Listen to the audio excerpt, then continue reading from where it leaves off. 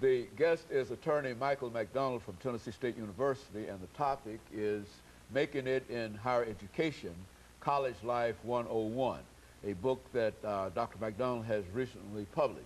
And of course, Dr. McDonald, let's have you to look at what you consider to be some of the issues that young people generally have to face coming into college. And I would assume that being College Life 101, this would be something that would generally start in the first year or the freshman year in college that you would have to deal with. Let's talk about it from that perspective. Well, you're right, Dr. Haney. The College Life 101 is really based upon making the transition from high school to college, or even for the individual who has been out of high school for some years but attending college for the very first time. The focus was really on what we would call the traditional freshman, the individual who recently graduated from high school and maybe during high school they were involved in many activities. They were kind of at the top of the heap, so to speak, and then all of a sudden 3 months later they find themselves being one of the minnows amongst a sea of thousands of other minnows, and trying to make the transition from being in a setting where maybe a couple hundred students to a setting where there's several thousand. And also the transition from being somewhat interdependent in terms of having parents that you answer to and having curfews and those sorts of things to going to a point where you're independent and you have to have a certain degree of discipline about yourself in terms of just doing what needs to be done during the day. College Life 101 was written to help young people, especially individuals who embrace Christian principles, to not just survive, but to be conquerors and to be successful on college campuses that are not religious Christian based. A couple of the topics we talk about is the importance of maintaining contact with your parents and family members, and how critical that is. Do you think that's a real problem on college campuses? Back talking to the folks back home about what's going on? I think to some degree it is. I mean, in my own experience, there was a period of time there where I said, "Well, I'm okay," but you don't want to wait and make the phone call when everything is wrong. You can just call and say, "I love you. Thanks for putting me here." Because in my situation, it wasn't just my parents who I represented in college. Many people from the community helped me get there, and so it was a sense of them wanting to know that you were okay. Also, we talk about the importance of academic preparation. There's a chapter in there that deals with the first day of school, chapter in there about buying books and things that you should know before you go and actually spend your money. One of the things to suggest is that you attend the class first before you go to the bookstore and buy the books, because there's certain things that you may not need, and money comes at a premium when you're in college. Talk about dating.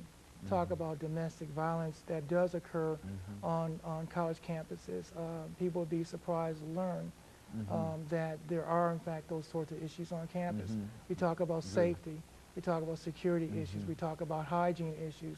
We talk about fast food. We talk about the importance of having fellowship and making a connection between your relationship with God and meeting other Christians. Talk about mentoring and the importance of having an upperclassman who can kind of take you under his or her wings and to assist you. Talk about test preparation. We talk about health, healthy lifestyles, healthy living. Talk about fraternities and sororities and organizations, and the importance of keeping them in the proper perspective and waiting probably until you've got your freshman year on your belt before you even consider joining a fraternity or sorority. Talk about being off the college campus and things that you should know in terms of safety, that you don't wear your student ID or don't wear certain things because it gives an indication that you are not really a part of that setting.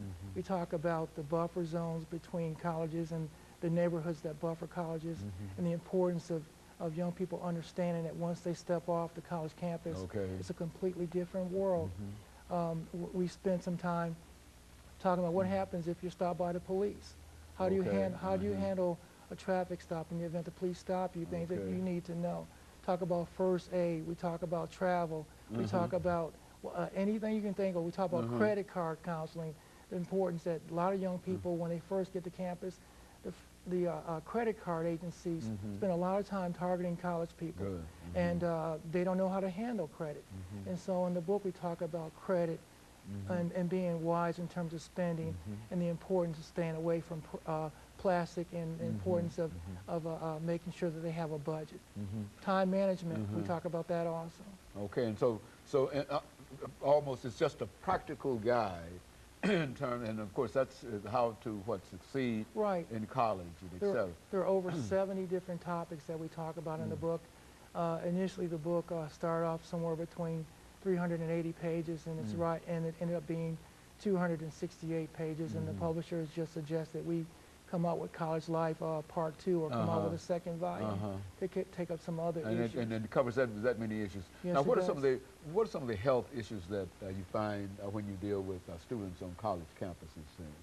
Well, part of it relates, of course, to fast food, and we all we talk about that, and talk about the importance of knowing what a report is when you have health department come out and they give restaurant scores. The importance of knowing. One of the things I suggest is that young people go into a restaurant first and don't go through the drive-through. Get a sense of what the place is like, because one of the things we learn is that you can tell a place and its quality by the restrooms. If the restrooms are clean, then a very good chance that the establishment is also going to be very good. We talk about the importance of young people in terms of just hygiene, things that they can do when they're living in a community environment like a dormitory.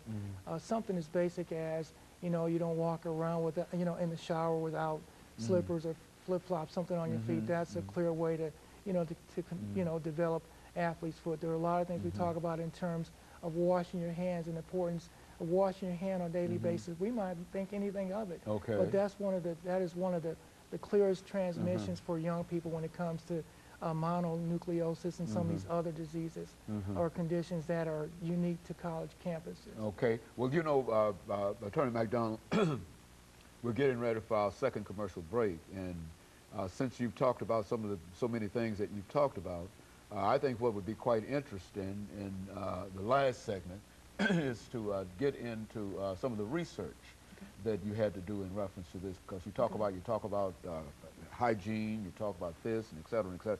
All of those are just a whole widespread span of kinds of places you have to go to in order to get the kind of information that you want to compact into that book.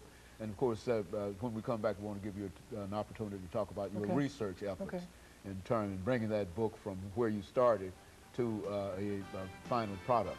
And of course, we'll be back with our audience following this very, very short commercial break.